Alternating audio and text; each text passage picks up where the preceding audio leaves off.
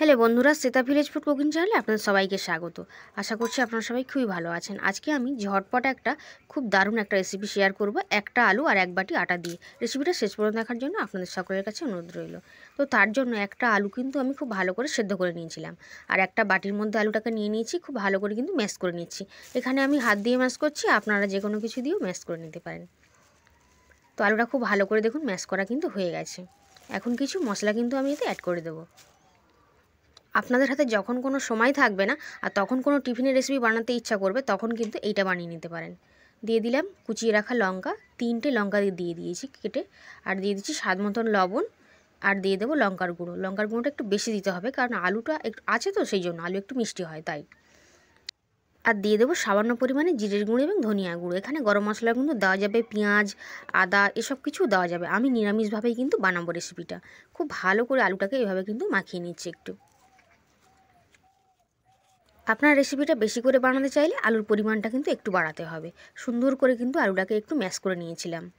এখন আমি এক বাটি পরিমাণে আটা নিয়ে নিয়েছি, আর এখানে কিন্তু আটার পরিবর্তে আপনারা ময়দাও ব্যবহার করতে পারেন, তবে আজকে আমি আটা দিয়েই কিন্তু রেসিপিটা বানাবো। এক বাটি পুরো নেই, একটু কিন্তু কম আছে। তো আটাটাকে দিয়ে দিলাম। এই আলুটা কিন্তু আটাটা দিয়েই কিন্তু মাখতে হবে, আর যদি একটু কম পড়ে তখন কিন্তু জল দিয়ে দেবো। আর জলটা কিন্তু খুবই সামান্য পরিমাণে দিতে হবে, তা নাহলে খেতে কিন্তু ভালো লাগবে না। তো এখানে একটু সামান্য জলের প্রয়োজন পড়েছে, তো আমি খুবই সামান্য অল্প জল কিন্তু এখানে দিয়ে দিচ্ছি, দিয়ে একটা ডো আকারে কিন্তু মেখে নেব।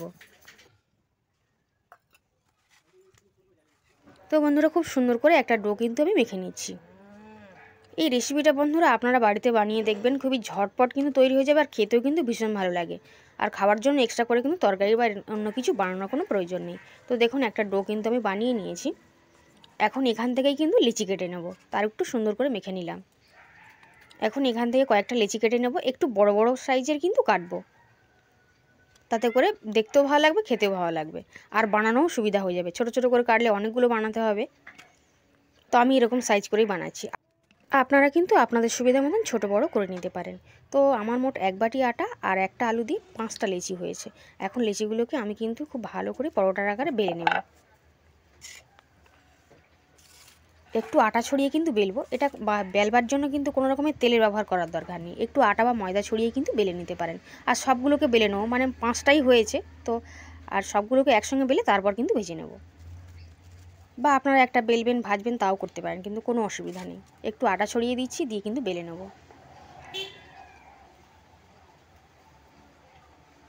যখন একেবারেই সময় কম থাকবে আর কি বানাবেন বুঝতে পারবেন না, তখন কিন্তু এই পরোটাটা বানিয়ে নিতে পারেন। এটাকে বন্ধুরা আলুর পরোটাও কিন্তু বলা হয়। তো একটা প্লেটে আমি তুলে নেব, তো একটু হালকা করে আটা ছড়িয়ে দিয়েছি, 5টা কিন্তু সবগুলোকেই আমি বেলে নিয়েছি।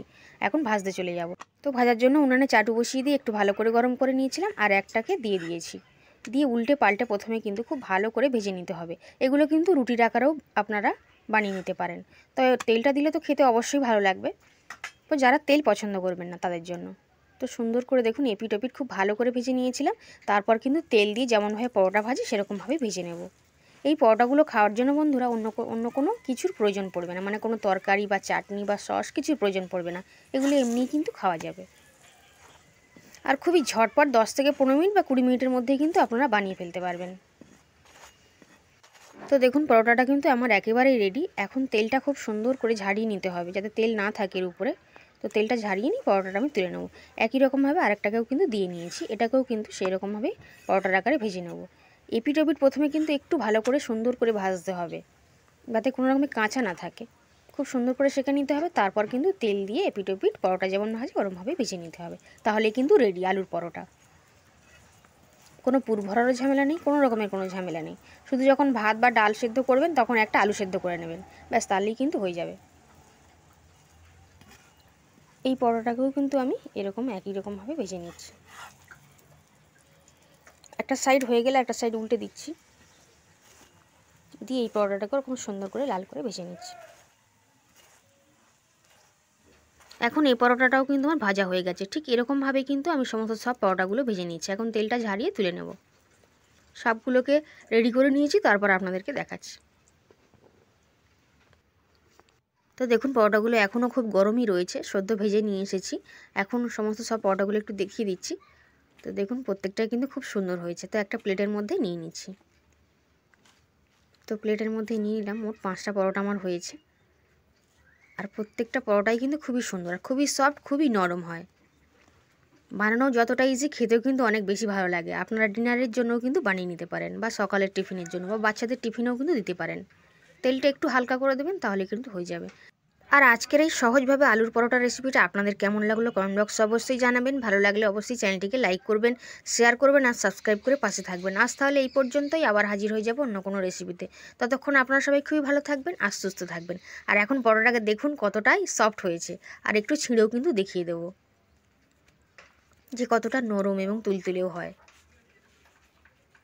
তাহলে বন্ধুরা, আজ তাহলে এই পর্যন্তই, আবার হাজির হব অন্য কোনো রেসিপিতে। ততক্ষণ আপনারা সবাই খুবই ভালো থাকবেন আর সুস্থ থাকবেন।